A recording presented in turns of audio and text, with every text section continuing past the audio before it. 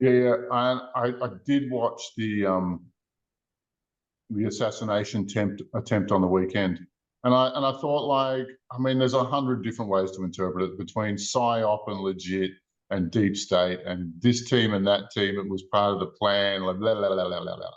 So much nonsense. So much nonsense. But the real takeaway here is, like, we don't need another hero. We don't want heroes. Like, they've been feeding us heroes for years. You know, first it was supposed to be Putin, and then it was supposed to be Richard Branson, who was going to save the world, and now it's Donald Trump who's going to save the world. And you know who's next? You know who's next? It's Elon. Right. And what's Elon going to do? He's going to technologize everything and everybody. Oh, I'm sorry. Elon Musk is the biggest, like, madman. He's the biggest genuine, like Bond villain that exists in the world.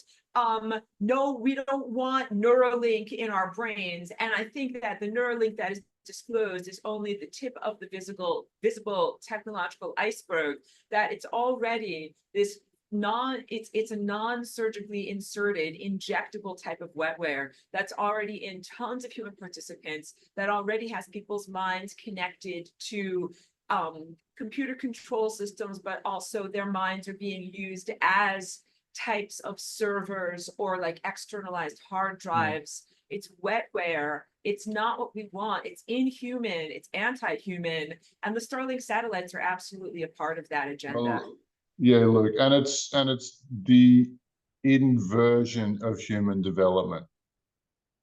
Like, Absolutely. we developed the computer, so now we should let it own us, right? Just like we invented the Lamborghini, now we should get in it and never get out ever again. Like, it's just so. And everything that makes humanity awesome is going to be consumed in that. So, but you know, we're watching this upcoming election, right? And neither candidate is really fit to lead, I don't think. But my face says it all. Yeah, totally. But what I want to say to people is, like, they've been feeding us heroes forever. They've been promising that, you know, yet another politician will make it all better. Like, how many times is that lie going to work?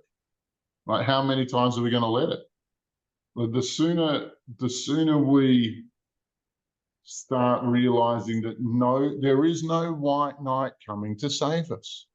Nobody's coming. It's up to us to do the legwork here. And if we do, and human independence, nobody can grant you independence. Nobody can give you a box of independence and make you independent. It's not possible. Independence is through your own actions, through what you do, through how you act, through what your mission is, what your statements are, what your action is. Because until we start realizing that we rule ourselves, and there's dog and pony show, which is incredible, which is global, which takes billions and billions of dollars every year. Their whole dog and pony show is just specifically designed to stop you realizing that you rule yourself, not them. Right? Think about how much goes into Hollywood and television and different news departments everywhere and different newspapers and online.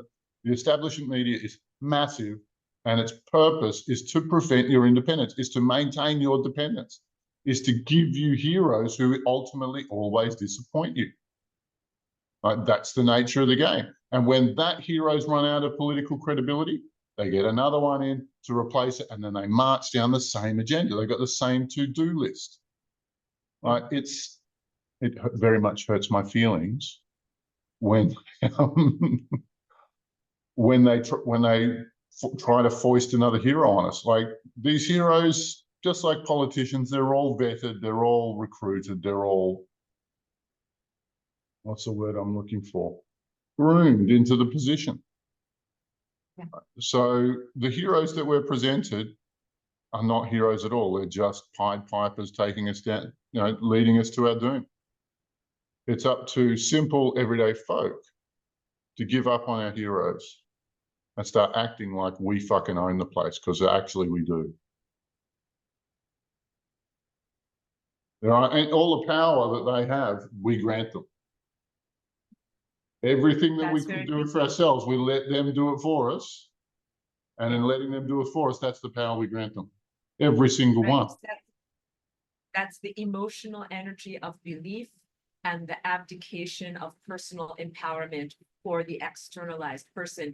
And it could be a political figure, it can be a military figure, it can be a religious or spiritual figure. Like, people abdicate for so many types of different externalized authority figures. But literally everything that you're saying is the requirement for entering into the next era of spiritual maturity, where it is 100% about self-responsibility and personalized divine connection, and not having an intermediary, not having an externalized authority figure, not having someone else who waves their magic wand and, you know, grants their wish for you, but in having that empowerment directly with no intermediaries. And you're right, in that sense, then there's no need to negotiate and there's no need to compromise. There is simply creating the world that you wish to exist within by using your consciousness and your divinity and your passion and your feelings.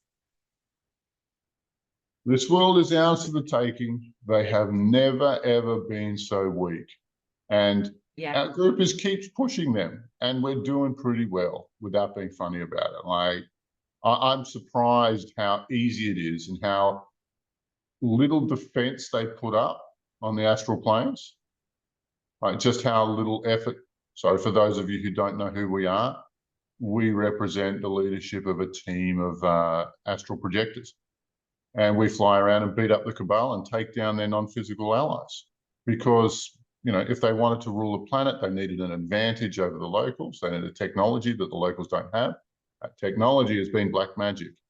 And us team of white wizards have been pushing it over, have been stopping it and trying to destroy it with great success. They don't even defend it because they're so arrogant. They don't believe we'll even try and do what our team is doing. They never believed the humans would rise up for themselves. We But, do and find some push. now there's a little a lot bit, of shield. but nothing we haven't handled. Like, Clearly. yeah. And so there's never, ever been a better time to take back the power. They've never been weaker. And day in, day out, like, the facade of their dog and pony show just gets thinner and thinner and thinner. The legitimacy just keeps corroding and corroding every time they open their mouths and with every action they take.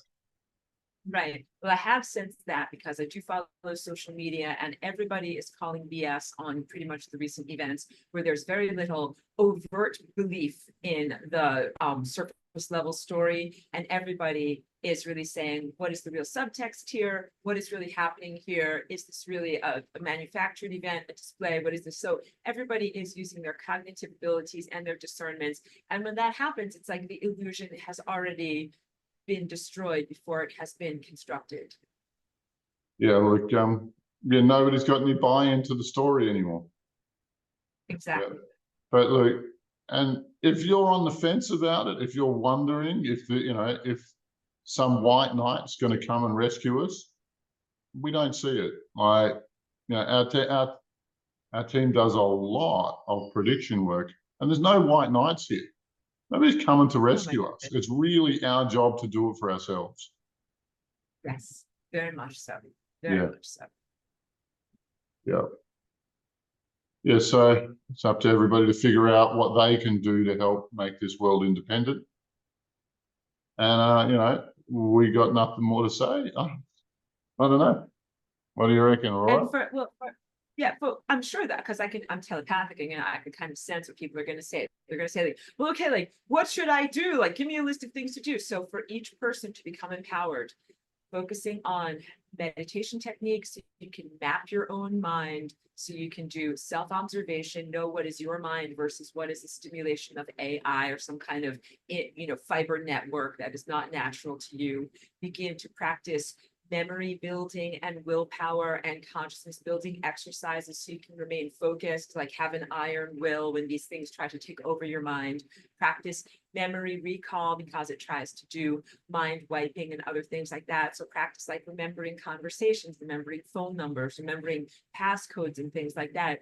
Don't ever become reliant upon AI or technological intervention. Like, try to remain as sovereign as you can in your daily life. Like, so don't automate everything that you can in your life. And then also what you want to do is practice energetic sovereignty, which is in your life, in your emotions, in your personal dynamics, and in your body, not allowing your energy to be siphoned off by things that are technological. So literally every time you touch the computer screen or type on the computer, biophotons are siphoning out of you into the computer. And it takes a huge act of willpower to say, these are my energy particles. You're not allowed to have them. And even within your own body, at the level of mitochondria, the implanted wetware tries to steal electrons and power its own grid inside of the human, as opposed to you using your electrons so that you can actually be healthy and alive. So it takes huge amounts of sovereignty declarations and boundaries and spiritual willpower and muscles to be able to declare that you are free from these intervening technological substrates, and to practice the sovereignty of your own mind. Because as Alabar was saying, if mind and consciousness and free will is the not so secret to controlling reality, that's everything that is attempting to be hijacked here. So what each person needs to do is reclaim their sovereignty, reclaim their free will, reclaim clarity of your own mind. So that way you can be manifesting and creating the reality that you wish to create, which is usually one of like peacefulness, freedom, stability, abundance, having everything you need. Like, you're not going to create some kind of an apocalyptic nightmare. That is what the evil thing wants to create. So you would create a wonderful paradise, stable world for yourself. So that's what everyone can do. And then use your mind to envision the greatest realities and begin to put your passions into them and bring that forward. So that is the connection of the pineal gland to your centers of passion. So that way, put your deep creative energy from your sacrum into the world that you want to experience and actually manifest that world, not anything that's based in fear or propaganda. Yeah, if you dream of, if there's a, they made enough, whatever you dream of, you're leaning into manifesting it. And they did a lot of zombie movies so that we would manifest that kind of world. And so far that failed. Oh my God. But right now, like, I see a lot of social media about, is your boyfriend post-apocalyptic warlord material? And I'm just going to Exactly. well, look, and what you're doing there is manifesting apocalypse. Lean into a world where you wake up and there's nothing that you need to do. There's nobody you need to satisfy, and you can do whatever you damn well please, because it was always the truth. Yeah. What are you going to, if you don't need a hero, maybe you should be one in whatever way that looks to you. Right? Because, I don't have your particular gifts and talents, and only you know what they really are. So go be a hero, please. Do your thing. And love to you all. Yeah. And may the force be with you.